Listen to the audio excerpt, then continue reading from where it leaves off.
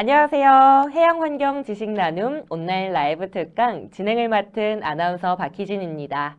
그럼 우리나라의 갯벌과 세계 자연유산이라는 주제로 세계 속 우리 갯벌 이야기 강연을 해주실 교수님을 소개해드리겠습니다. 전남대학교 전승수 교수님입니다. 안녕하세요. 반갑습니다. 전남대학교 전승수 교수입니다. 네, 오늘 교수님께서 세계 자연유산으로 등재된 한국 갯벌의 특성과 세계 타갯벌과의 차별점, 그리고 우리나라 갯벌의 관리 방향과 해수면 상승에 따른 변화에 대해서도 함께 강의를 해주실 예정인데요. 강좌를 통해 우리 갯벌의 중요성과 위상, 그리고 앞으로의 우리 갯벌을 보호하기 위해 어떻게 관리하면 좋을지 다 함께 고민하는 시간 가져보면 좋을 것 같습니다. 그럼 특강을 시작하겠습니다. 전승수 교수님께서 들려주시는 세계 속 우리 갯벌 이야기, 지금부터 시작하겠습니다. 우리 갯벌이 전 세계에서 매우 유명한 걸로 되어 있는데 사실 국내 사람들은 잘 모릅니다. 오히려 외국 사람들이 우리나라의 갯벌, 특히 황해의 갯벌에 대해서 많은 관심을 갖고 있음에도 불구하고 우리는 갯벌을 그렇게 이용만 하는 대상으로, 관청만 하는 대상으로 알고 있었습니다. 그러나 이제 우리나라의 갯벌이 세계유산이 됨으로써 원래 갖고 있던 위상을, 국제적인 위상을 되찾는 시간을 갖게 되었습니다. 그래서 오늘 제목이 세계 속 우리 갯벌 이야기, 굉장히 현실적이고 실제적으로 국제적으로 우리의 갯벌의 위상에 대한 얘기를 드리겠습니다. 이 화면에 보시면은 이 갯벌의 표면입니다. 나뭇가지가 잘 발달해 있는 모습. 사실은 저것은 조류가 갯벌로 들어갔다 나오면서 아주 작은 계곡을 만들어 가지고 놓은 것입니다. 근데 사실 저게 뭐 어디나 있을 것 같지만 또 어느 갯벌에서나 보면은 다 다릅니다. 아직도 과학자가 저와 같은 모습이 어떻게 만들어졌는지, 어떤 것이 작용이 되었는지조차 아직 잘 모릅니다. 아직도 우리나라 갯벌, 또 전 세계 갯벌은 미지의 세계에 들어가 있습니다. 그래서 오늘은 우리가 갯벌에 대해서 좀 더 구체적으로 알아보고 세계 속에서 우리나라의 갯벌의 위상에 대해서 좀 말씀을 드리고자 합니다. 자, 갯벌. 여러분들이 우리가 잘 쓰고 있는 갯벌이라는 용어, 그리고 그 다음에 우리가 한국의 갯벌 또는 한국의 서해안 갯벌 이렇게 말을 하는데 갯벌, 저 영어로 보시면은 갯벌, 한국 코리안 타이덜 플랫, 갯벌이라는 용어가 새로 탄생이 된 겁니다. 이게 세계유산에 저희들이 신청서에 저 말을 씀으로 해서 영어의 단어가 하나 생긴 것인데 그것이 갯벌입니다. 이 작년 7월 26일에 한국의 갯벌이 세계 자연유산에 등재됨으로써 갯벌이라는 용어가 국제화되었고 또한 한국의 갯벌이 지구 생물 다양성의 보존을 위해서 전 세계적으로 가장 중요하고 의미 있는 서식지 중 하나이며 특히 멸종위기 철새의 기착지로서 가치가 크므로 탁월한 보편적 가치가 인정된다. 이렇게 유네스코에서 인정한 것이 우리나라의 갯벌입니다. 자, 오늘 그 강의에 세계 자연유산에 대해서 많은 분들이 잘 모르고 있는 것 같아서 거기에 대한 가치와 의미를 설명드리고 또 한국의 갯벌은 무엇이 어떻게 만들어졌고 어떤 특성을 갖고 있고 외국의 다른 갯벌들과의 어떤 차별성이 있는지 그리고 세계 자연유산으로서의 어떤 한국의 갯벌에 대한 위상, 더 나아가 이 세계 자연유산인 한국의 갯벌을 어떻게 관리해야 되고 앞으로 우리가 기후변화에 따라서 어떠한 영향이 있는지에 대해서 잠깐 검토를 해보겠습니다.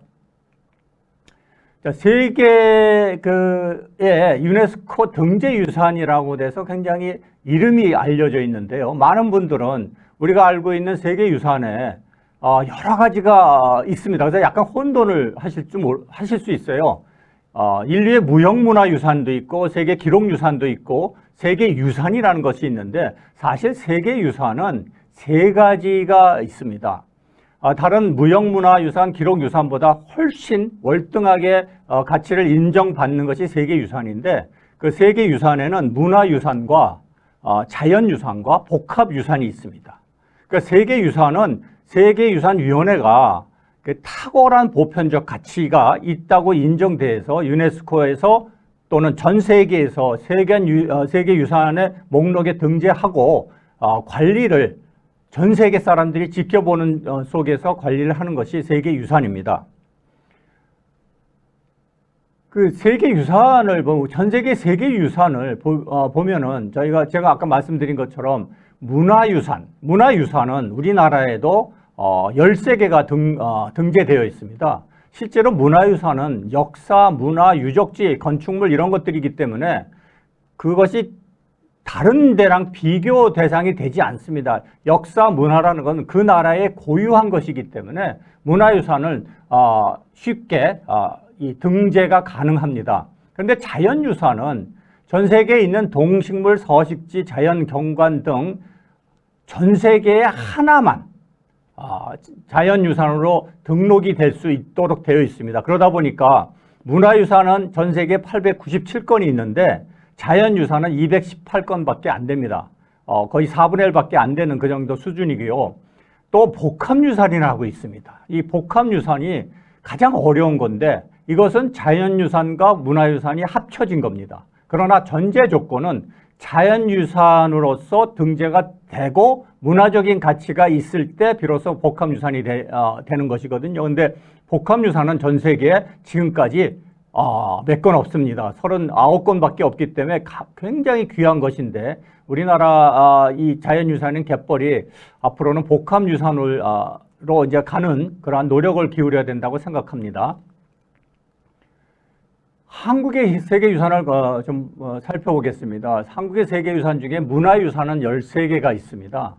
사실 우리 문화, 역사적으로 굉장히 오랜 역사를 갖고 있는 한국에서 문화유산은 사실 조금만 잘 준비만 한다면 문화유산은 앞으로도 많이 등재될 수 있을 겁니다. 그러니까 문화유산이 현재 13개가 있는데 자연유산은 2개밖에 없습니다. 이 자연유산에 처음으로 자연유산이 된 것이 제주도 화산섬 및 용암 동굴이고요. 두 번째로 된 것이 바로 한국의 갯벌입니다. 앞으로 세계 자연유산에 우리나라 적어도 남북한이 통일하기 전에는 세 번째 세계 자연유산이 나올 가능성은 거의 희박합니다. 그렇기 때문에 현재 한국의 갯벌이 이번에 세계 자연유산으로 등재된 것은 매우 의미 있는 일입니다. 자, 우리 세계 자연유산, 특히 이건 자연유산과 문화유산을 합해서도 똑같은 얘기가 되겠는데요. 탁월한 보편적 가치다. 많은 분들이 문화재청이 탁월한 보편적 가치로 얘기를 하고 있고요. 여기 이제 등재 가치를 갖는 걸 증명하려면은 등재 기준을 충족해야 됩니다. 이 등재 기준이 굉장히 까다롭게 구성이 되어 있고요. 왜냐하면 전 세계에서 가장 중요한 유산으로 평가를 받기 때문에 등재 기준이 굉장히 까다롭고 또 하나 그 유산이 진정성과 완전성의 요건을 갖춰야 됩니다. 특히 문화유산은 진정성이 있어야 되고 자연유산은 완전성이 있어야 됩니다. 자연유산의 완전성이라는 것은 자연 환경의 전체가 다 규모와 그다음에 작용이라든지 이런 것들이 다 한꺼번에 완전하게 이루어져 있을 때만이 완전성이 있다고 보기 때문에 굉장히 어려운 요소가 되고요. 또한 이렇게 중요한 유산을 정말 어떻게 보호하고 관리를 해야 되는지 거기에 대한 의지, 주민의 의식 수준, 주민의 태도 이런 것까지도 다 보는 것이 세계 유산입니다. 그래서 세계 유산의 개념은 탁월한 보편적 가치를 입증하는 이 세 개의 특성, 이걸 우리가 흔히 속성이라고 하는데 OUB라는 말로 씁니다. OUB 평가를 위한 기준이 다 만족하지 않으면 이 세계 자연유산이 되지를 않습니다. 그렇기 때문에 사실 전 세계에서 이런 세계 유산에 등재하는 노력은 계속 지속적으로 하고 있지만 굉장히 어려운 길이고 저희도 굉장히 오랜 시간에 걸쳐서 이것을 이루어냈습니다. 자, 이제 세계 유산 엠블렘을 잠깐 보시면은 여기에 세계 유산의 특성이 한꺼번에 다 들어가 있습니다. 이 사각형은 인간의 기술과 영감의 결과물이라는 표현이고 원은 자연의 선물을 기념하고 전 인류가 이 유산을 잘 보존을 해야 된다는 그런 의미가 달려 있습니다. 의미를 갖고 있는데요. 이 세계유산 엠블렘이 쓰이는 곳, 전 세계에 이것이 붙어 있는 곳은 전 세계의 많은 사람들이 어느 나라를 여행을 할 때 제일 처음으로 찾아보는 것이 바로 이 세계유산 엠블렘이 붙어 있는 세계유산입니다. 그렇기 때문에 굉장한 의미가 있고, 우리가 한국에서는 세계유산의 개념이 너무 역사가 길다 보니까 문화유산에 좀 더 관심을 갖다 보니까 잘 이해를 못하고 당연히 우리 거가 최고지 하는 그런 문화유산의 개념을 갖고 있지만, 한국이라는 나라는 굉장히 작기 때문에 자연유산을 획득하기가 굉장히 어렵습니다. 작은 나라에서 자연유산을 갖는다는 것은 굉장히 어려운 일이고, 저희가 한국의 갯벌이 세계 자연유산이 됐다는 것은 굉장히 큰 의미를 갖고 있습니다. 이 탁월한 보편적 가치로 문화재청은 이제 해석을 했는데요. 사실 여기서 보시면 OUV, Outstanding Universal Value. 사실 Universal이라는 말은 이 사전적인 의미로 볼 때는 일반적인이란 말도 되고 보편적인 말도 되고 사실은 전 세계적이라는 뜻인데, 왜 이렇게 탁월한 보편적 가치라고 해석을 하는 바람에 많은 분들이 일반적인 가치, 그러니까 실제로 굉장히 전 세계적인 가치임에도 불구하고 가치를 저평가하는 그런 경향이 있어서 제가 다시 한번 말씀을 드리는 겁니다.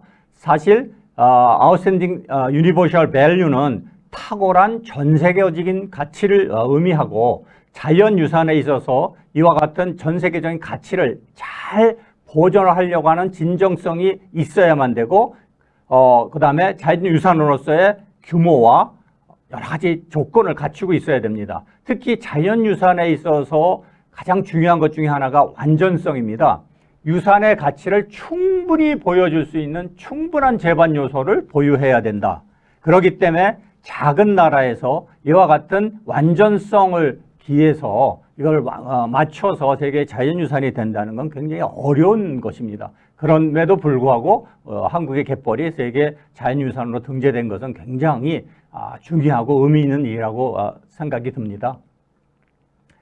자, 이 탁월한 전 세계적 가치에서 지금 전 세계의 유산이라든지 생물권 보존 지역이라든지 세계 지질공원, 람사르 사이트 이런 것들 다 보시고, 최근에 우리나라에서도 추진하고 있는 국가 정원이라든지 국가 해양 정원이라는 것, 하여튼 격을 이렇게 보시면 요 안에서 볼 수 있습니다. 실제적으로 세계 유산은 저 꼭대기에 존재합니다. 전 세계에 있는 것 중에서 가장 최고 중에 최고가 세계 유산입니다.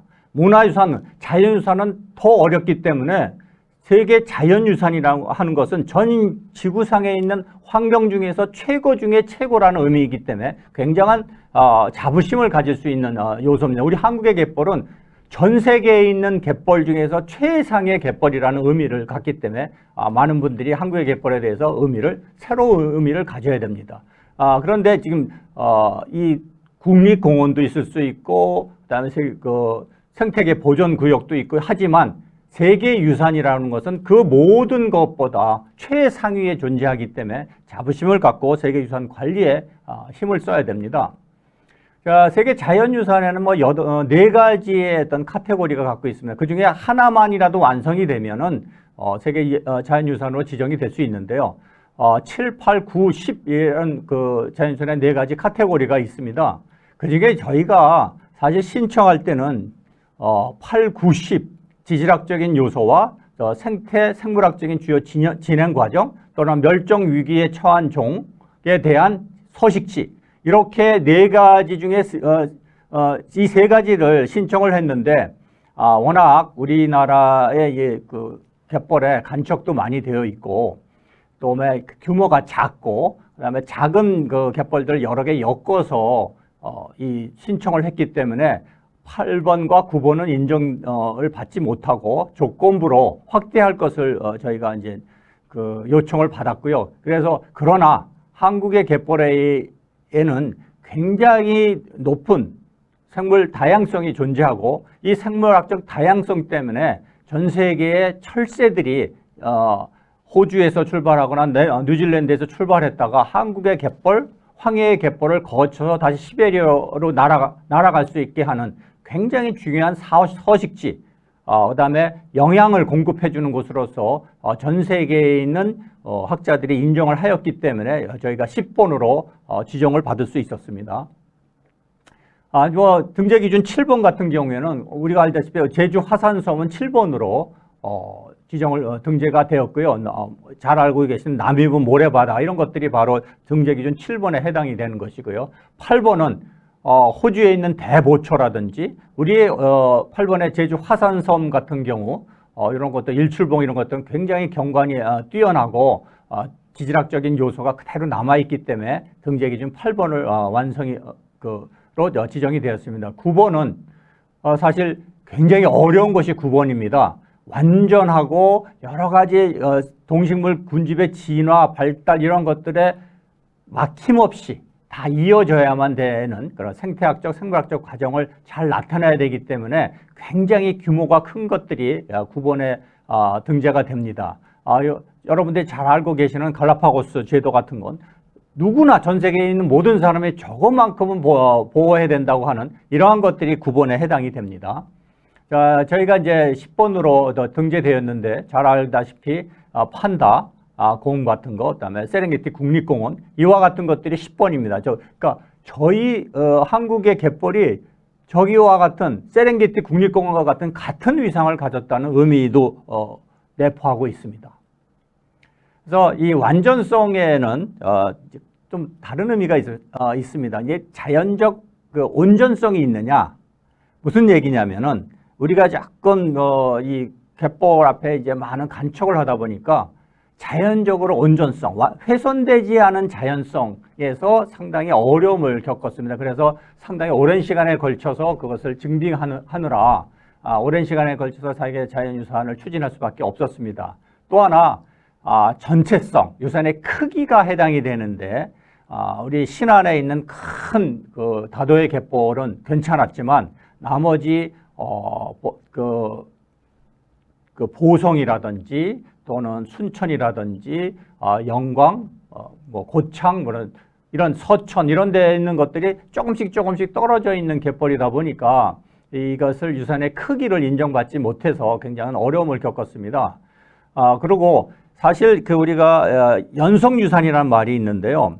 왜냐하면은 한 지역에 하나로 다 뭉쳐 있으면은 우리가 연속유산이라는 말을 안 하는데 서천 또는 고창, 순천, 보성, 신안 이렇게 지역적으로 떨어져 있는 곳에 유산을 신청하다 보니까 연속유산을 신청해야 되는데 사실 세계유산의 완전성에 보면 연속유산은 구성 요소별 완전성과 연속유산으로서 완전성 모두를 충족해야 되기 때문에 작은 거라고 하더라도 완전성을 이루어야 되는데 그 면에서 상당히 평가를 받는데 어려움이 있었습니다. 이 점을 인지를 하셔야 됩니다. 그래서 앞으로 우리가 갯벌을 어떻게 할 것인지 그런 것들을 결정하고 노력을 하는데 굉장히 중요한 요소가 되기 때문에 지금 말씀드린 겁니다.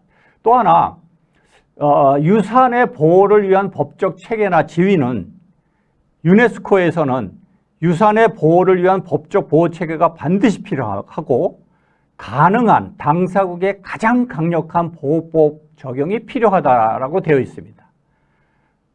그리고 효율적 관리를 위해서 단일법을 적용하도록 되어 있는데 사실 국내에서 가장 강력한 법은 문화재 보호법입니다.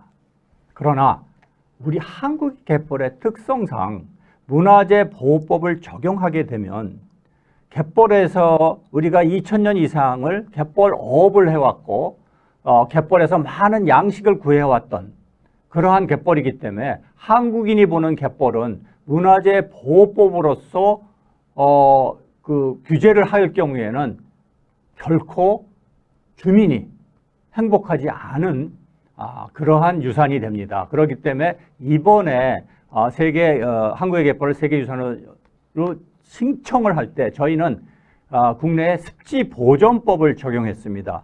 이 습지보존법을 적용한 결과 유네스코에서 인정했기 때문에 저희는 갯벌을 지금과 같은 지속 가능한 이용을 할 경우에는 아무 문제가 없도록 그러한 조치를 취했고 그것을 인정을 받은 경우가 되기 때문에 많은 지역 어민들이 걱정을 했었음에도 불구하고 저희들이 이 문제를 해결했습니다. 그러나 이제 아무리 습지보전법으로 관리를 하고 문화재보호법을 적용하지 않는다 하더라도 등재 이후 유산의 효율적이고 책임 있는 관리를 하기 위한 통합관리 체계가 존재를 해야 됩니다. 특히 지자체가 서로 다른 곳에 있는 갯벌을 통합적으로 관리하기 위해서는 이 통합관리 체계 또 통합관리위원회 어떤 조직 이러한 것들이 잘 갖추어져야 되기 때문에 이러한 면에서 앞으로 갯벌의 관리를 위해서 해양수산부에서는 관리 이론화, 지속적인 예산 지원, 또 통합관리 체계 구축 이런 것들에 대해서 굉장히 신경을 써야만 유네스코가 지정한 그 의미 또는 가치를 저희들이 다 실현할 수 있고 또 하나 이 세계 자연유산인 경우에는 6년마다 다시 평가를 하게 됩니다.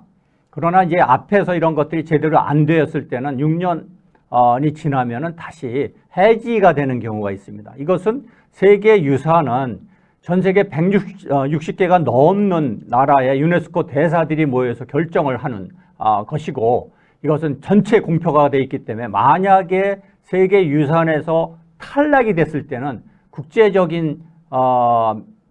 국제적으로 굉장히 불명예가 되기 때문에 굉장히 주의해야 하기 때문에 이제는 모든 사람들이 전 국민이 이해를 잘하고 전 부서가 서로 어떤 기득권 싸움을 할 것이 아니라 같이 잘 노력을 해야만 되고 각 지역 주민도 협력을 잘해야 되는 이런 굉장히 어려운 길이 남아 있습니다. 자, 그러면 두 번째로는 한국의 갯벌의 형성과 특성. 왜 이것을 얘기하느냐 하면은 많은 분들이 자, 한국의 갯벌 왜 이렇게 중요한가? 무엇이 다른가? 전 세계 어디 가나 갯벌이 있지 않느냐? 그런데 우리 한국의 갯벌이 뭐가 그렇게 중요한지, 왜 생물 종다양성이 이렇게 많은지 이러한 것에 대해서 조금 그 자부심을 갖기 위해서 이러한 것들을 제시를 드리고자 합니다. 독특한 지질학적 환경을 갖고 있습니다. 여기서 보면 내 대륙해인 황해의 동쪽 해안에 형성이 되어 있다.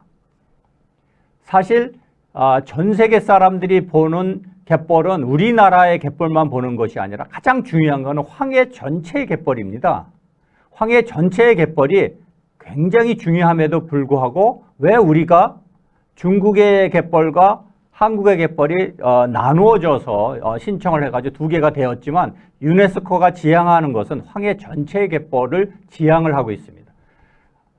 그러나 한국 입장에서 볼 때 황해의 동쪽 해안에 있는 갯벌은 중국의 동쪽에 있는 그 갯벌과는 매우 상이합니다. 그래서 이 점에 대해서 좀 말씀을 드리겠습니다. 자, 내대륙해란 무엇인가? 에 대해서도 좀 말씀을 드리겠는데요. 내대륙해라고 하는 것은 저기서 보시면은 한반도와 중국 사이에 있는 황해 이것이 내대륙해 무엇이냐면 해수면이 낮았을 때는 굉장히 넓은 초지 평평한 땅이었습니다. 그러나 해수면이 올라가서 비로소 바다가 된 것을 내대륙해라고 합니다. 크게 보면 유라시아 판의 끝에 있는 부분입니다. 그러다 보니까 판의 내부에 들어가다 보니까 이것은 저희들이 지질학적으로는 에피컨티넨탈시 내대륙해라고 부릅니다. 근데 전 세계 내대륙해가 이만한 규모로 갖고 있는 것은 황해와 저쪽에 순다만이라고 있는 말레이시아 남쪽에 있는 순다만이라는 것 두 개가 가장 유명합니다. 그렇기 때문에 황해 그 자체만 가지고도 굉장히 의미가 있는 지구상의 특정한 환경에 해당이 됩니다. 자, 우리 세계 5대 갯벌이라고 흔히 얘기하지만 실제적으로 이 와덴의 갯벌은 현재 세계 자연유산으로 갯벌 중에서 1호로 세계 자연유산으로 2009년에 등재가 되었는데 저기를 다 합하면 약 13,000평방킬로미터에 해당이 됩니다. 굉장히 규모가 크지요. 그러면은 5대 갯벌 중에서 미국의 동부 해안도 있고 캐나다의 펀디만도 있고 아마존강 하구도 있고 우리 황해 갯벌이 있습니다. 이 황해 갯벌이 면적은 와데네 갯벌보다 전체 갯벌은 넓습니다. 그렇기 때문에 세계 5대 갯벌이 아니라 세계 2대 갯벌로서 와데네 갯벌과 우리 황해 갯벌을 들 수가 있습니다.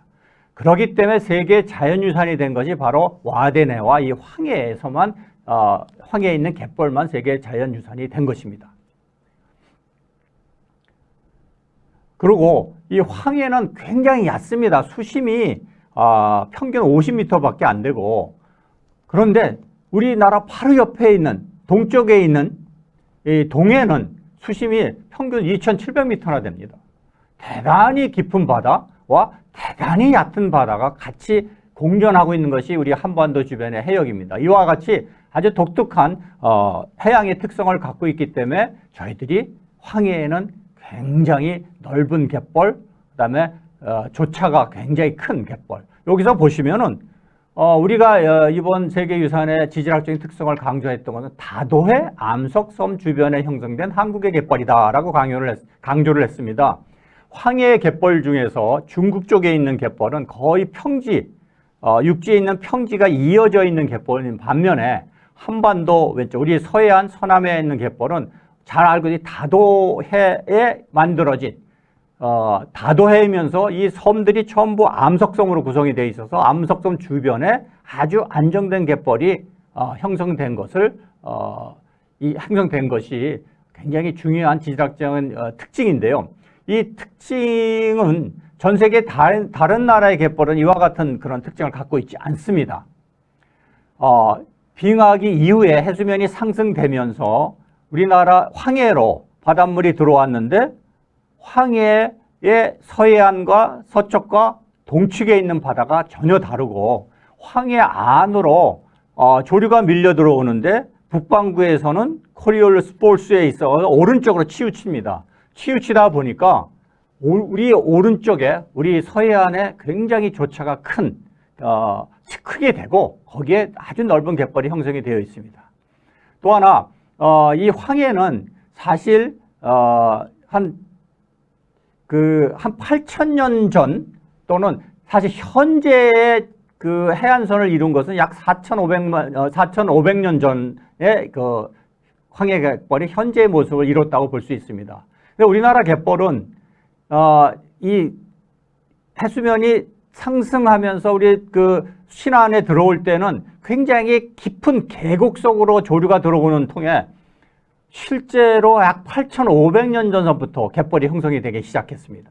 그래서 이와 같은 아주 독특하고 그리고 전 세계 어떤 갯벌보다도 이 홀롯의 해수면 상승에서 만들어진 갯벌 중에서 가장 두꺼운 갯벌을 이루고 있습니다. 대부분 전 세계에 있는 이 홀롯의 갯벌은 6, 7m 정도의 두께를 갖지만 우리나라 신안해 쪽에 있는 내측에 있는 갯벌은 무려 25m의 두께를 갖는 아주 독특한 갯벌을 이루고 있습니다. 또 하나 우리 황해를 보시면은 이 황해가 아주 독특합니다. 이 큰 대륙의 오른쪽 끝에 놓여 있죠. 그러다 보니까 이 해류가 굉장히 복잡한 해를 보이면서 계절 변화를 갖습니다. 또 하나 계절 변화를 해류만 갖는 것이 아니라 이 조류가 들어오면서 우리나라 이쪽으로 오른쪽으로 치우치다 보니까 한국 서해안 쪽에는 전부 대조차 갯벌, 이 조석 간만해차가 3.5m 이상인 갯벌이 쫙 형성이 되어 있는 반면에 이 황해 서쪽에는 중조차라고 하는 3.5m, 한 2m에서 3.5m 사이의 갯벌 조차를 갖기 때문에 굉장히 이 갯벌의 면적이 적고 그다음에 그 형성 특성이 다르게 되고 단순한 갯벌이 형성이 되어 있습니다. 이와 같이 사실 황해 안에서도 우리 서해안의 갯벌이 굉장히 다른 특성을 갖고 있다는 걸 보시면 되고요. 그다음에 갯벌은 일반적으로 굉장히 안정된 환경이라고 하는 것이 전 세계에 알려진 갯벌이고 전 세계 학자들이 정의를 내리고 있는데 한국의 갯벌은 특히 겨울의 몬순 기후, 그러니까 몬순 계절풍에 의해서 그 파도의 양이 겨울에는 굉장히 강하다가 여름에는 굉장히 약해지고 그다음에 이 바람의 방향도 완전히 바뀌고 이와 같고 그다음에 또 몬순 기후이다 보니까 강수량이 굉장히 많죠. 여름에만 집중이 되어 있죠. 또 하나 따뜻한 갯벌입니다. 지구상의 와대내만 하더라도 우리보다 추운 곳에 그런 데 형성이 되어 있는 갯벌이기 때문에 따뜻한 갯벌과 좀 추운 갯벌의 차이가 종 다양성의 특징으로 나타납니다. 그래서 굉장히 독특하고 역동적이고 계절 변화도 심하고 사실 서식지의 특성이 굉장히 역동적이고 다양하면은 서식지의 다양성이 높아지고 거기에 따라서 생물종 다양성이 높아집니다. 생물종 다양성이 높아지니까 여기를 방문하는 철새들도 다양한 먹이를 획득할 수 있기 때문에 다양한 종의 도래를 하고 이 도래한 것들이 영양을 충분히 섭취해서 저 시베리아로 떠날 수 있는 힘을 얻게 되는 것이죠. 그렇기 때문에 전 세계에서 이 바라보는 황해 갯벌은 대단히 중요하고 전 세계 전체 생태계의 건강성을 평가하는 지표로 사용을 하고 있고요. 특히 우리 서해안 갯벌은 역동적인 갯벌이기 때문에 보다 종 다양성이 높게 됩니다. 그다음에 이 다도해라는 특성이 보통은 대부분의 전 세계에 있는 넓은 갯벌은 대개 모래섬으로 구성이 되어 있거나 모래섬과 육지 사이에 있어서 굉장히 조류가 단순합니다. 그런데 우리나라는 백악기 이후에 화산 폭발에 의해서 만들어진 암석들이 쫙 놓여 있는 곳에 조류가 들어오다 보니까 다도해를 이루고 다도해에 있는 섬들이 전부 암석섬으로서 조류를 차단하다 보니까 굉장히 복잡한 연안 수리학적 과정을 거쳐가지고 차별적인 연안지형, 차별적인 조류 패턴을 갖게 됩니다. 이와 같기 때문에 사실 우리나라 갯벌에 가서 이 섬 가운데 들어가 보시면 시시각각으로 변하는 유속과 방향이 존재합니다. 이와 같은 것이 우리나라 갯벌의 아주 독특한 특성이 되겠죠. 그러다 보니까 이 갯벌 내 발달하는 것은 뭐 모래갯벌도 있고 혼합갯벌, 그다음에 염습지, 다양한 퇴적 환경들이 나타납니다. 또 전 세계에서 잘 나타나지 않는 한국의 갯벌에서만 발견되는 모래자갈 선형체가 나타나고 그다음에 쉐니어도 아주 독립적인 쉐니어가 존재하는 것은 드문데 굉장히 독특한 이런 지형들을 보여줘서 그것이 전 세계에 있는 모든 학자들이 인정하는 다양성, 갯벌 퇴적체의 다양성입니다. 여기서 보시면은 이 암석섬이라고 하면 암석섬이 이 서해 바깥쪽에서는 폭풍이나 파도를 막아주기 때문에 내 쪽에 굉장히 보호되는 펄갯벌이 아주 넓게 형성이 되고 이 펄갯벌들이 8,500년 전부터 계속 쌓임으로 해가지고 굉장히 두꺼운 갯벌이 형성이 되어 있습니다. 그러나 섬의 서쪽에서는 저희가 우리 서해안에서 많은 해수욕장에서 볼 수 있는 것처럼 파도에 의해서 만들어진 해수욕장들이 존재하는 반면에 바로 섬을 넘어서면은 여기에 보이는 것처럼 뻘이 굉장히 두껍게 쌓여 있습니다. 이것은 어떤 한 지역에서 섬을 사이에 두고 서쪽과 동쪽, 외측과 내측이 전혀 다른 특성을 보이는 그런 아주 독특한 그런 갯벌을 이루고 있고요. 고창 같은 경우에는 이 바깥쪽에 면한면이 바로 드러나 있다 보니까 계절 변화가 전 세계에서 가장 계절 변화가 큰 그런 갯벌로서 이 학계에 보고가 되어 있을 정도로 굉장히 특이한 갯벌의 형태를 갖고 있습니다. 여기서 보시면은 저희가 이런 이 세계유산을 신청하기 위해서는 세계 전 지구상에 있는 하나의 갯벌만이 지정이 되기 때문에 등재가 될 수 있기 때문에 저희가 와데네 갯벌이 1호로 지정이 됐으면 와데네 갯벌과 완전히 다른 차별성을 인정을 받아야 됩니다. 그렇기 때문에 이와 같은 구체적인 연구를 통해서 이와 같은 걸 제시할 수 있었는데요. 우리나라는 다도해 섬 갯벌이고 다도해 암석섬 갯벌이기 때문에 이 암석섬 뒤쪽에 굉장히 안정적인 갯벌이 있는 반면에 앞쪽은 굉장히 역동적인 갯벌이 있고 이것이 해수면이 상승이 되면서 갯벌의 진화 양상 자체가 굉장히 다른 형태로 진화했음을 보여주는 것입니다. 현재 다도해 암석성 갯벌의 그 특성은 신안 갯벌이 갖고 있지만 아주 완숙해가지고 이 그 다도해 섬들이 아주 덮여버린 그런 고창의 갯벌 같은 특성, 또는 내만 안으로 들어가 있어가지고 이러한 해수면 상승에 의해서 퇴적물들이 두껍게 쌓이지 않는 그러한 것들. 그래서 이와 같은 걸 전부 제시해서 이것들을 이제 인정받았다고 할 수 있습니다. 특히 앞에서도 말씀드렸지만 우리나라 갯벌은 따뜻한 온대 갯벌입니다. 와데네 갯벌은 우리보다 상당히 높은 위도상으로 10도가 정도 높기 때문에 잘 얼지는 않아도 굉장히 겨울철에 추운 갯벌입니다. 그런데 한국의 갯벌은 따뜻하고 또 황해는 이 빙하기에 영향을 받지 않았습니다. 빙하기에 영향을 받아 전 세계의 많은 갯벌, 대부분의 갯벌들은 빙하기에 대단히 많은 영향을 받아서 빙하기 퇴적물, 빙하에 의한 퇴적물들이 이 연안으로 쭉 퍼져 있다가 해수면이 상승하면서 그것들이 다시 갯벌로 들어온 그런 형태의 갯벌 퇴적물의 기온이 다릅니다. 그런데 황해는 이렇게 폐쇄되어 있으면서 따뜻한 그 지형이었기 때문에 빙하의 영향을 안 받고 주변에 있는 황해로 유입되는 황하강이나 양자강, 하안강, 압록강, 금강 여기서 공급되는 많은 퇴적물들이 쌓여서 만들어진 갯벌입니다. 그래서 기본적으로 와데네 갯벌이나 특히 이제 북반구에 있는 펀디만 갯벌, 알라스카 갯벌 이런 것과는 다르게 빙하 퇴적물이 아닌 강 퇴적물에 의해서 만들어진 갯벌이고 또 따뜻했기 때문에 굉장히 그 육지에서 풍화를 받아가지고 굉장히 작은 점토강물이라고 하죠. 아주 미세립의 퇴적물들이 많이 쌓이는 독특한 갯벌을 이루고 있습니다.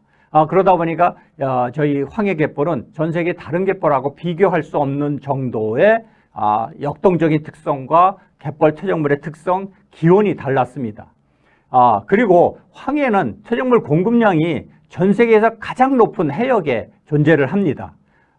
현재는 황하강에서 퇴적물이 많이 공급되지 않고는 있지만 과거에는 황하강, 양자강, 금강, 한강 할 것 없이 많은 강들에 의해서 퇴적물들이 이 황해에 공급이 되었기 때문에 여기 있는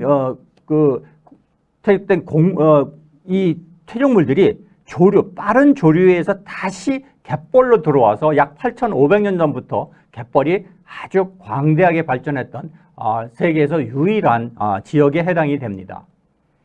특히 우리나라 서남해안 갯벌의 이제 이렇게 퇴적물들 기온을 보면은 크게 한강 영향권과 금강 영향권을 들 수 있습니다. 이번에 저희가 세계 자연유산으로 신청한 것은 금강 영향권에 해당되는 갯벌 중에서 독특하고 잘 보존이 된 것을 등재를 시켰지만 향후 저희들이 갈 방향은 저 한강 영향권에 있는 갯벌, 우리가 그 강화도 갯벌이라든지 이런 것들이 옹진 갯벌이라든지 굉장히 중요하고 굉장히 넓은 갯벌입니다.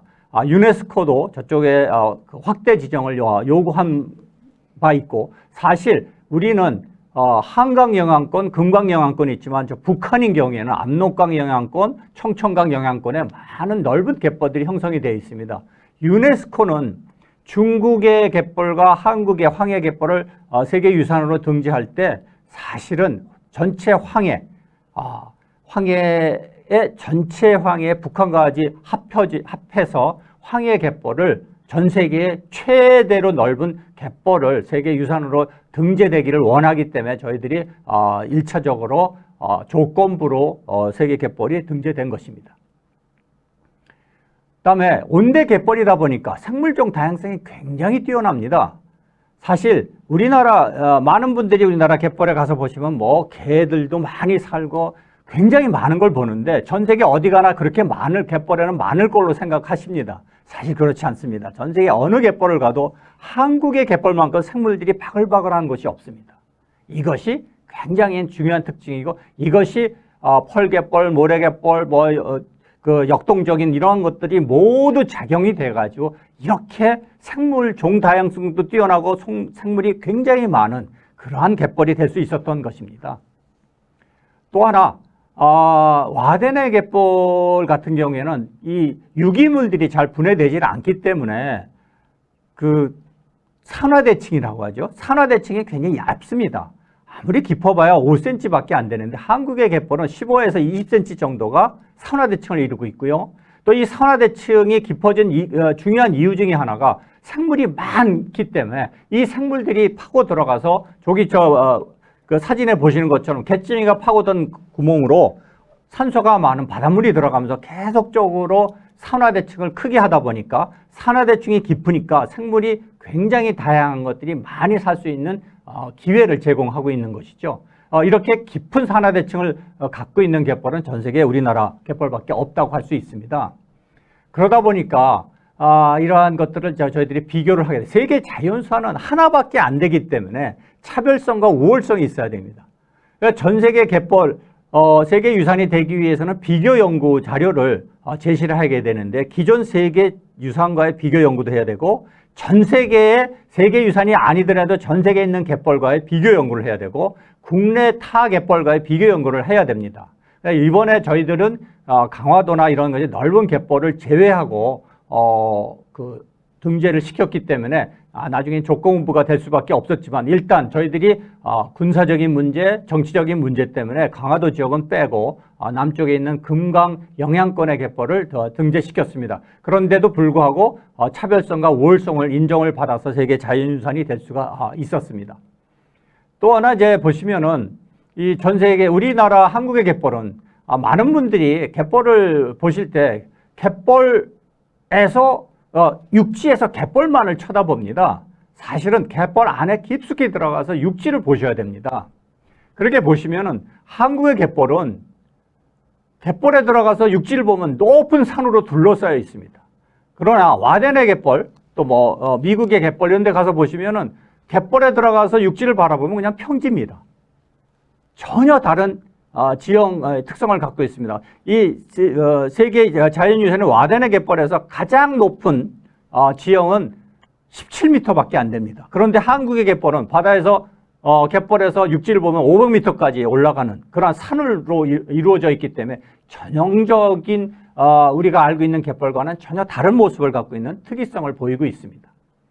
예를 들어서 우리나라 갯벌에서 쭉 선을 그으면 저 밑에 있는 그림 것처럼 전부 섬을 만나게 되고 그 고도차가 굉장히 심한데 이 와데네 갯벌이나 미국 갯벌, 미국 동해안 갯벌들 보시면 전혀 위에 산이 나타나지 않고 평지입니다. 그 다음에 여기 그 오른쪽에 보시면은 이 갯벌의 산화대층도 가장 두꺼운 게 5cm, 와데네는 5cm밖에 안 되는데 한국의 갯벌은 저렇게 15cm, 20cm 이루는 굉장히 두꺼운 산화대층을 보이고 있습니다. 이것이 전 세계의 다른 갯벌과의 차별성이라고 할 수가 있습니다. 그래서 한국 갯벌 12,000평방킬로미터에 해당되는 유산지역을 획득하게 됐는데 여기서 이 사실 신안 갯벌이 1,100평방킬로미터가 됩니다. 가장 큰 면적을 차지하고 있죠. 그래서 사실 우리나라 이 갯벌 세계 한국의 갯벌 세계 유산은 이제 신안이 대표한다고 할 수도 있습니다. 그렇지만 이 서천에 있는 유부도 갯벌 같은 경우에는 굉장히 철새가 많이 도래하기 때문에 철새 기착지로서 서식지로서 유명하기 때문에 이것도 아주 중요한 세계유산이 된 요소가 되었고 고창 갯벌은 작지만 모든 다양성 있는 갯벌이 다 해안선에 쭉 걸쳐서 나타나고 순천 보성은 깊숙이 들어가 있는 뻘갯벌의 특성, 하구갯벌의 특성을 갖고 있어서 이것들이 다 세계유산으로서 인정이 되었던 것입니다. 실제로 우리가 처음에는 이 세계유산 추진할 때는 굉장히 작은 이와 같이 작은 습지 보호지역밖에 안 됐는데 세계유산을 지정하면서 습지 보호지역을 굉장히 넓혀가지고 이것이 인정을 유네스코에서 인정을 받아서 이제 세계유산이 될 수가 있었습니다. 지금 현재 세계유산이 확대된 것은 합계가 1200평방킬로미터가 넘게 되죠. 그다음에 이제 철새 서식지로서 굉장히 국제적인 중요성이 있는데 여기 빨간 것으로 되어 있는 뉴질랜드, 호주, 중국 포함해서 여기서 보시면은 철새들이 남반부에서 날라와서 황해에서 영양을 보충을 받은 다음에 다시 시베리아로 갔다가 시베리아에서 다시 또 남쪽으로 갈 때 또 다시 황해갯벌을 거쳐서 갑니다.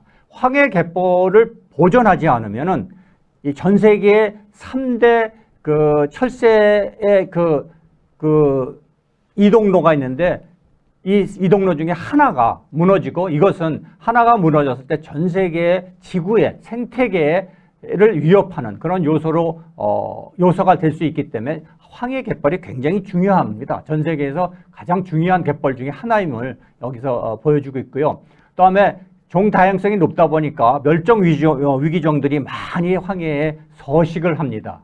그렇기 때문에 IUCN, 그러니까 이 세계 자연보호 연맹에서는 이것을 인정하지 않을 수가 없었죠. 멸종 위기종과 고유종들이 존재하는 황해갯벌, 특히 우리나라 서남해안 갯벌의 이 그 서식지로서의 중요성을 인정해서 세계 자연유산이 됐습니다. 생물종 다양성 전 세계에서 가장 뛰어납니다. 총 2,169종의 동식물이 있고 대형 저소동물이 857종이 나타납니다. 전 세계에 있는 갯벌 중에서 가장 높은 종다양성을 보이고 있습니다. 보호체계는 저희가 습지보존법을 적용했고 최근에 발의된 갯벌법을 다시 적용할 것을 약속을 해서 유네스코가 저희들이 그 갯벌을 보존하겠다는 의지를 인정을 했습니다. 사실 이러한 갯벌이 전 세계가 우수한 인정을 하게 된 것은 여러 가지 지질 환경, 해양 환경, 기후 환경, 지형 지질 이런 것들 모든 것들을 평가해서 우수성을 인정받았기 때문에 세계 자연유산이 될 수 있었습니다. 그러나 세계 자연유산에서 한국 갯벌에 문제점이 좀 있습니다. 사실은 세계유산에서 공고사항이 있죠. 이 공고사항에서 보시면은 확대를 해야 된다. 그다음에 완충구역을 더 확대해라. 왜냐하면 하구뚝에 막혀있던 곳에 철새들이 거기 가서 쉬러 가니까 여기에 대한 완충구역을 확대를 해라. 또 여러 지자체로 나눠져 있기 때문에 통합관리 체계를 구축하고 2단계로서 이 확대 지역을 넓혀라. 무슨 얘기냐면 중국에서도 와 같은 조건부를 달았는데요. 여기서부터 저렇게 황해 전체에 걸쳐서 중요한 갯벌들로 확대를 하도록 저희는 이번에 황해 금강 유역만 했지만 이것이 한강역 그다음에 북한까지 연계시킬 수 있도록 하고 통합관리 체계를 잘 구축하도록 그렇게 요청을 받았고 어떤 면에서는 조건을 제시받은 겁니다. 특히 황해 전체가 중요하니까 세계유산위원회에서 권장사항이 국제협력을 강화해라. 사실 국제협력을 강화하라는 얘기는 여기서는 중국만을 지칭했지만 사실 북한까지 내다보고 이렇게 국제협력을 강화하도록 요청을 했던 것입니다. 그럼에도 이러한 것들을 저희 세계유산 신청서에서는 이러한 것들을 이미 다 제시를 했습니다. 앞으로 중국하고 협력과 황해 전체 협력을 증진시킬 것이고 그동안 우리가 황해 보존을 위해서 노력했던 것들을 보여줬고 북한과도 분명히 앞으로 교류를 통해서 이 세계 자연유산 지역 갯벌을 넓히겠다는 약속을 했기 때문에 이 유네스코가 저희들한테 인정을 해주었습니다. 사실 세계 자연유산이라고 하면은 보존만 하는 거냐? 사실 전 세계에 보시면 세계 자연유산으로 지정이 되고 나서는 굉장히 많은 관광객이 증가합니다. 오히려 저희들이 관광객이 증가되는 것을 어떻게 막을 것이냐, 관광객에 의한 압력을 어떻게 막을 것이냐까지도 제시를 했기 때문에 그것이 인정이 받았고요. 와데네 갯벌 같으면은 연간 관광 수익이 7, 8조에 이릅니다. 이와 같은 굉장히 사실은 관리하기가 굉장히 어렵다는 얘기가 되고요.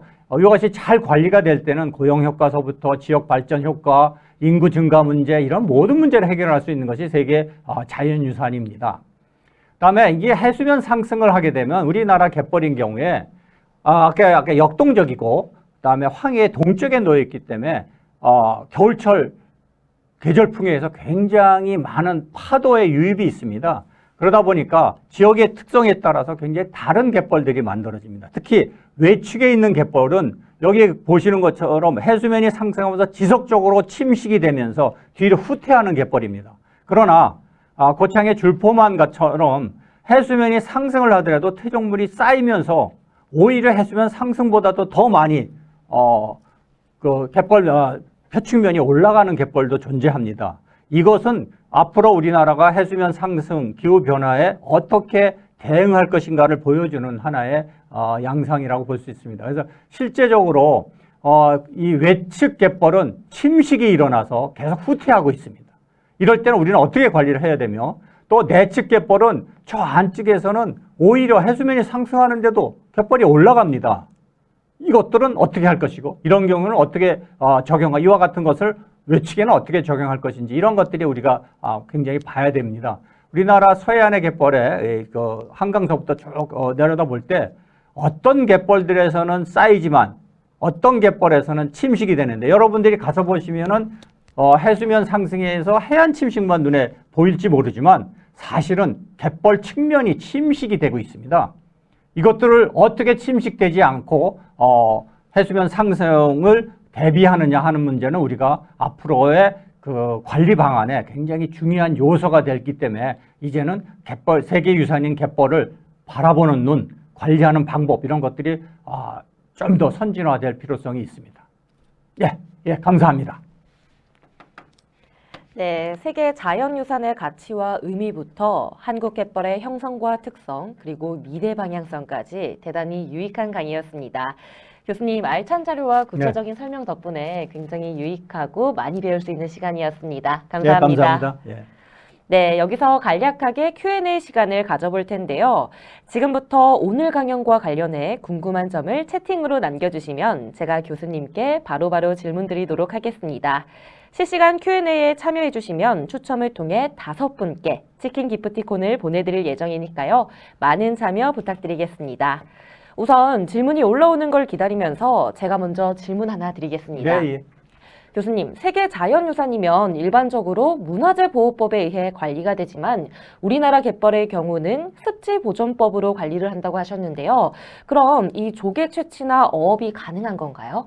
예, 그렇습니다. 사실 저희 세계유산으로 신청을 하면서 가장 힘들고 가장 주의를 했던 것이, 우리나라 사람들은 2000년 이상을 갯벌을 지속가능하게 이용을 했습니다. 손으로 여러 가지 조개를 잡고 여러 가지 갯지렁이류도 잡고 거기 상당히 많은 먹을 것들을 채취를 해왔습니다. 그리고 굉장히 중요한 산업 중에 하나입니다. 현재도 중요한 산업이기 때문에 저희들이 문화재보호법으로 했을 때는 이것을 할 수가 없고, 주민이 동의하지 않고 주민이 행복하지 않은 세계유산은 저희한테 필요하지 않았기 때문에 습지보존법을 주장을 했고, 이것을 이제 문화재청도 받아들였고 유네스코도 받아들였기 때문에 이게 가능했습니다.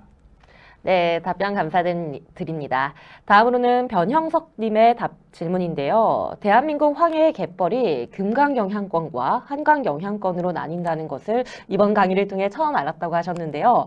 이 한강 영향권 쪽의 갯벌의 경우에는 이 인간의 영향이 많이 미쳐져 있는 상황이잖아요. 이 유네스코의 권고사항대로 갯벌의 세계 자연유산 등재 확대를 위해서는 우리 시민들이 어떤 의식을 갖고 어떤 행동을 취하는 게 좋을까요?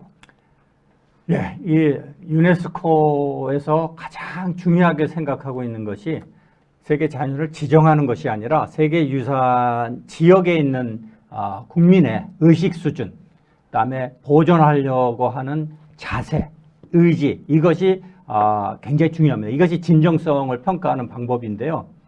우리가 앞으로 어떤 일을, 사실은 한국의 갯벌이 세계적으로 최고의 갯벌, 최고 중에 최고의 갯벌이라는 것을 인식을 하시고, 갯벌 보존과 또 우리가 훼손한 것을 어떻게 다시 복원하려는 노력, 사실은 갯벌을 아끼면 됩니다. 갯벌을 아끼는 방법이 무엇이냐? 일단은 갯벌에 대한 많은 상식적인 지식을 많이 갖고 있고, 앞으로 어떻게 갯벌이 지구온난화에 따라서 변할 것이며, 그다음에 생태계에 어떤 영향을 줄 것이며, 이런 것들을 고려해서 앞으로 관리 방안에 좀 더 관심을 가지고 갯벌의 보존에 많은 분들이 힘써 주신다면 잘 보존이 되고 세계에서 최고로 좋은 갯벌을 저희들이 잘 유지 관리할 수 있고, 유네스코는 그걸 당연히 인정할 거로 생각을 합니다.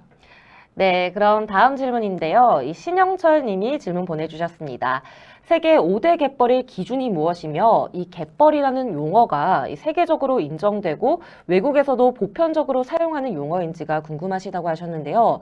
우리나라에서만 이 갯벌의 비교 또는 중요성을 강조하기 위해서 사용하는 용어가 아닌지 궁금하시다고 하셨습니다.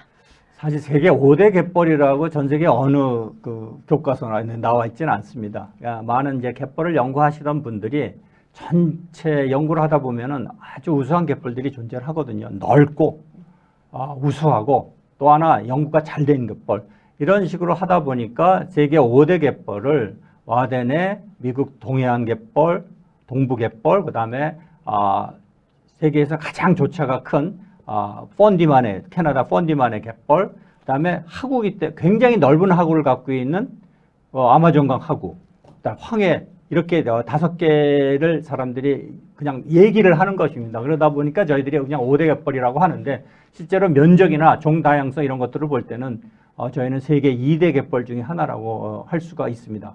또한 갯벌은 사실 저희들이 세계유산을 신청할 때 갯벌, GETBOL을 쓰면서 이것이 인정을 받을 것이냐 상당히 고민을 많이 하고 논의를 한 끝에 와덴에 있는 전문가들과도 논의를 했습니다. 그 결과 와덴의 전문가도 갯벌 괜찮다. 자기네도 부르기에 좋고 자기네들도 괜찮다고 생각해서 본인들은 그냥 와덴해라는 말을 씁니다. 와덴시라고 쓰는데 지금은 뭐라고 부르냐면 그분들은 오셔서 코리안 갯벌, 와덴시 갯벌 이렇게 불러버립니다. 그 정도로 갯벌이 이미 아마 유네스코가 국제적으로 신청서를 받아들였기 때문에 갯벌이라는 용어가 새로 단어로서 추가되어야 될 것 같습니다. 네, 실제로 연구하시는 분들도 갯벌이라는 말을 많이 사용한다고 답변 주셨습니다. 다음은 박은숙님의 질문인데요. 산하대층이 우리나라에 발달하고 이 와덴해에는 적은 이유가 이 기후 때문인가요? 그렇지 않습니다. 모든 육지에서 많은 영양염과 유기물들이 내려갑니다. 나뭇잎이 썩은 것도 다 내려가고 그다음에 그 안에서 죽은 생물체들도 다 유기물로 가서 이것이 갯벌에 축적이 되죠.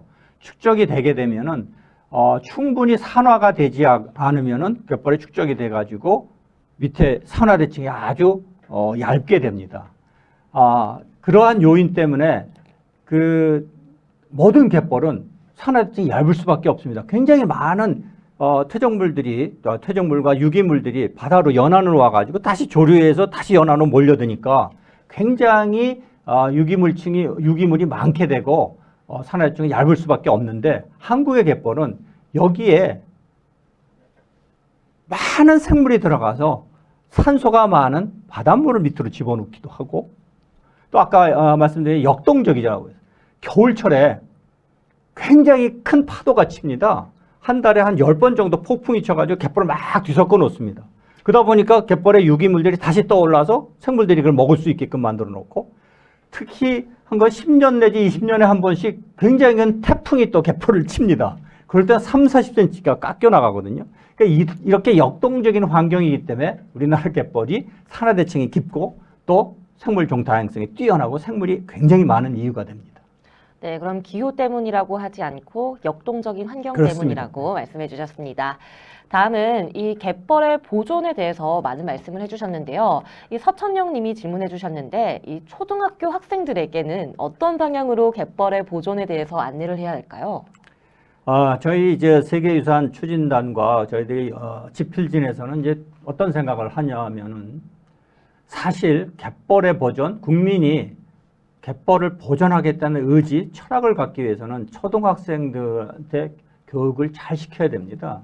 그래서 초등학생들한테 갯벌에 대한 교육을 또 현장 교육을 통해서 교육을 잘 시키면은 그들이 커서 30, 40대가 되고 정치인이 되고 어떤 학자가 되더라도 또는 개발론자가 되더라도 갯벌은 보존해야 되는구나 하는 것을 몸으로 터득하게 됩니다. 그래서 저희들이 이제 세계유산이 되고 나서는 갯벌, 학교에 대해 관심을 갖고 있습니다. 초등학생들을 대상으로 하는 갯벌. 그러니까 갯벌의 보존은 사실은 어떻게 해야 된다가 아니라 그냥 몸에 갖고 있는 철학이라든지 몸에 그냥 숨어 있어야만 됩니다. 그것이 사실은 가장 갯벌을 잘 보존할 수 있는 방법이기 때문에 그러한 방향으로 저희들이 진행을 하고 현장 교육도 지금처럼 체험 현장들을 보시면 이렇게 잡는 체험만 있습니다. 그게 아니라 거기에서 실제적으로 구성물이 어떻고 아까도 산화대칭도 어떻고 어떤 뭐 때문에 이것들이 살고 이런 것들이 어떤 변화를 보이는지를 현장에서 다양하게 교육을 통해서 갯벌의 보존에 대한 의지와 철학을 갖게끔 하면은 잘 보존이 될 것 같습니다. 네, 초등학교 학생들에게 현장 학습을 통해서 실제로 몸소 느낄 수 있도록 하는 게 굉장히 좋은 방법이라고 말씀해 주셨습니다. 시간 관계상 질문은 여기까지 받는 걸로 하겠습니다. 다양한 질문 보내주신 시청자 여러분 모두 감사드립니다. 오늘 이렇게 유익한 강의와 더불어 여러 질문에도 막힘없이 설명해 주신 교수님께 다시 한번 감사드립니다. 예, 감사합니다.